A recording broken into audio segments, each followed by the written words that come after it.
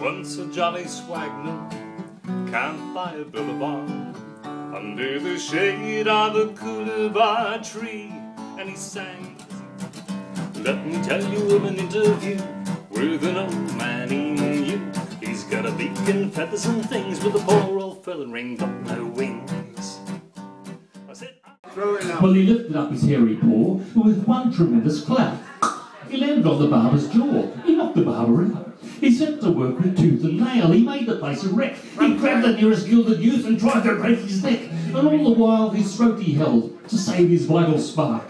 "And murder, bloody murder!" cried the man from Ironbark. in the grand old city of London, apprentice to trade I was bound, and many's the hour of sweetheartiness I spent with the friends I had found.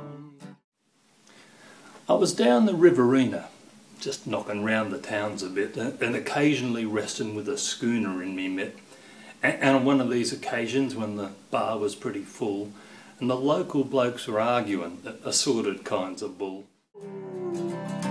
But there's nothing so lonesome, morbid or drear, than to stand in the bar of a pub with no beer. An old Australian stockman lay lying, dying, and sadly drags himself up onto one elbow, looks round at his mates and says, "Time he kangaroo down, sport."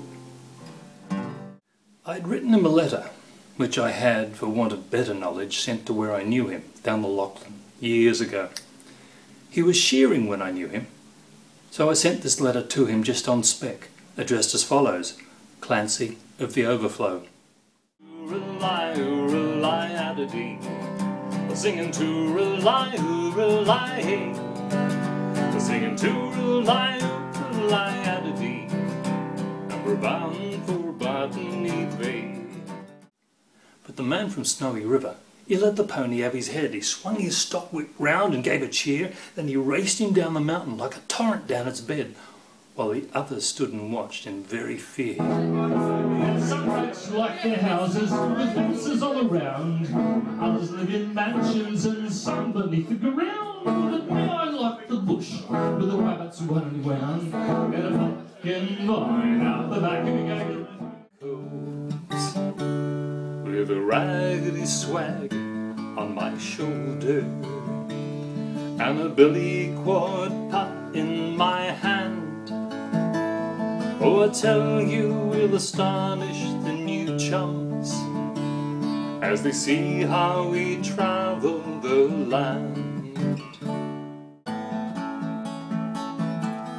You can talk of your whiskey, you can talk of your beer, but there's something much nicer that's waiting us here.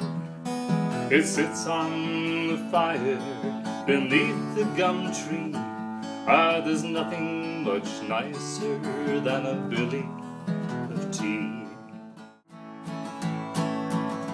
I've been a wild rover this many years. I spend all my money on whiskey and beer, but now I'm returned. Click go the shears, boys, click, click, click. Wide is the blow and his hands move quick. The ringer looks around, he's beaten by a blow, and he curses the old snagger with the pair of belly D.O. He's sure with us it won't a gone, old Mickety Mulga Jim.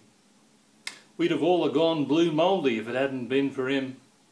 He'd keep us yarning by the fire and laughing by the hour. It is amusing anecdotes. By George, he had a power. Amongst the gum trees, with lots of plum trees, a sheep took a kangaroo, close it at the back, a render at the front, and an old rocking chair, and an old rocking chair, and an old rocking chair. Thank you very much. Once a jolly swagman camped by a billabong under the shade of a coolabah tree, and he sang as he watched